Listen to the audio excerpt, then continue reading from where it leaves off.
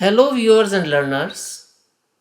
Welcome to today's lecture on The Merchant of Venice as a tragi-comedy.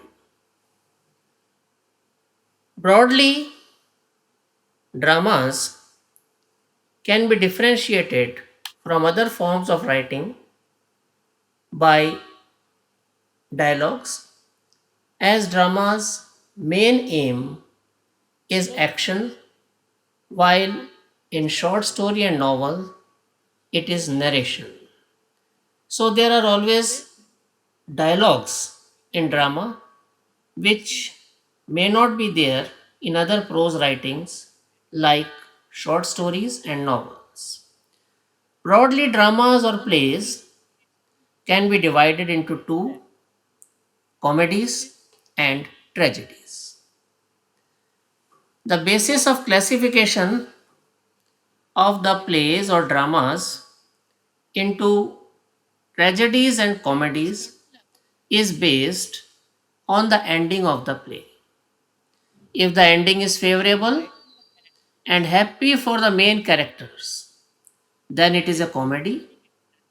And if the ending is unfavorable and disastrous for central characters, and it ends with violence, death, and arson, then it is tragedy.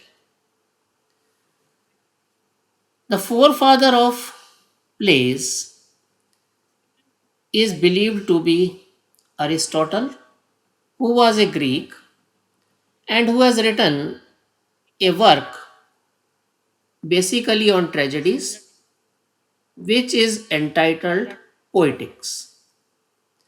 In Poetics, Aristotle discourages dramatists from mixing tragic and comic feelings in the same play. He exhorts dramatists to write either comedies or tragedies and not to mix up the feelings in the same play, as such a play would neither be a tragedy nor a comedy, and it will not be able to achieve either a tragic effect, which is to produce the feeling of pity and fear, and nor it will be able to achieve comic effect, which is to provide light and healthy entertainment to the audience. It will confuse the audience whether the play is a tragedy and what message dramatist wants to convey. In 17th century, a great critic came whose name was Dr. Samuel Johnson, and he is popularly known as the literary dictator of 17th century. Dr. Johnson, in his article Preface to Shakespeare, defends tragicomedies written by him. Now, what are tragicomedies? Tragicomedies can be defined as a play that progresses like a tragedy, and at one point it appears certain that it will end tragically for the main characters, but suddenly something happens and then it ends like a comedy, and the character in danger is rescued. Shakespeare's play, The Merchant of Venice, is a good example of tragicomedy. Dr. Johnson's basis of the defense of tragicomedies was that he believed that a popular drama is that which represents the real life on the stage. The more a play projects the reality of life, more famous and popular it will be. Real life is neither totally tragic nor totally comic. It is a mixture of shade and light, joy and sorrow, pleasure and pain.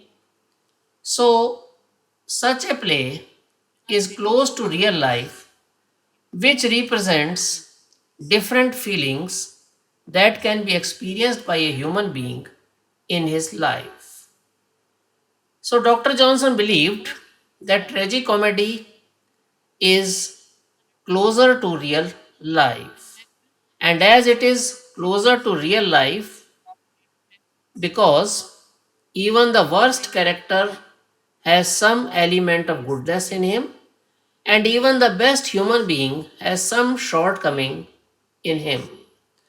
So, a tragicomedy showing both comic and tragic feelings at the same time appeals more to audience than a pure comedy or a pure tragedy, because a tragicomedy provides variety of feeling to the audience that he cannot get in a pure comedy or pure tragedy. As it projects the real life, so it is able to get popular easily with audience than a pure comedy or a pure tragedy. Merchant of Venice is a tragicomedy because the main character of this play, Antonio, nearly becomes victim of Shylock when he violates the bond, as he is unable to pay the loan of 3,000 ducats that he has taken from the Jew merchant Shylock. And it appears at one point that Shylock will succeed in taking the penalty for the violation of bond and satisfy his feeling of revenge against the Christians and particularly against Antonio, which is that he is entitled to take 1 pound of flesh from any part of Antonio's body that he likes. But in trial scene, Antonio is miraculously saved by Portia, who appears on the stage in the disguise of a lawyer and makes a unique interpretation of bond signed by Antonio and tells Shylock that he can take 1 pound of flesh from Antonio's body but without shedding a single drop of blood, as there is only mention of flesh in the bond and there is no mention of blood in the bond. As Shylock is unable to take 1 pound of flesh without shedding the blood, so Antonio is saved from the cruel clutches of Shylock. So play ends like a comedy, though the action in this play has complicated like a tragedy, and at one time the death of Antonio appeared certain. Thanks and have a good day. Today's assignment is define tragicomedy, why Aristotle discouraged tragicomedies, and how does Dr. Johnson defends Shakespearean tragedies, Shakespearean tragicomedies. You can send your answers to WhatsApp number 93141 Thanks once again and have a good day. Thank you very much.